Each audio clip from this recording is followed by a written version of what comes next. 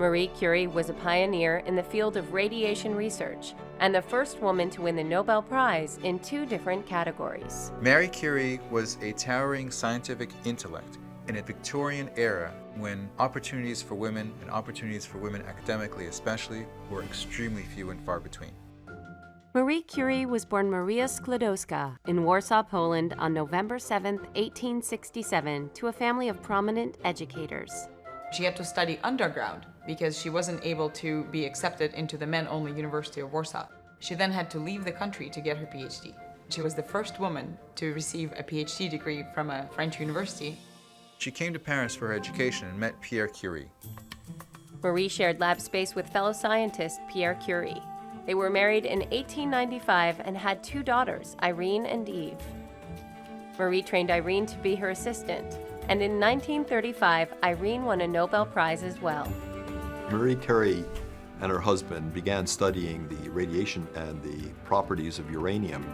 Marie and Pierre's main discoveries were the ability to isolate the radioactive elements, which came from the uranium-based ore called pitchblende. They discovered 2 new radioactive elements, radium and polonium, which is named for Marie's country of birth, Poland. In 1903, Marie and Pierre were awarded the Nobel Prize in Physics, along with Professor Henri Becquerel.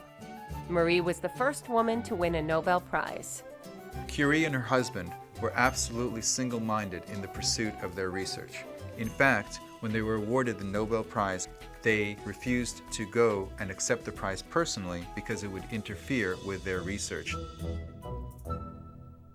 Pierre Curie died from a horse carriage accident in 1906. Despite this loss, Marie continued their work and was offered her husband's teaching position, becoming the first female professor at the Sorbonne.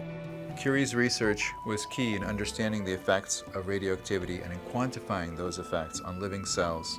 She really established the field of radiation therapy for cancer.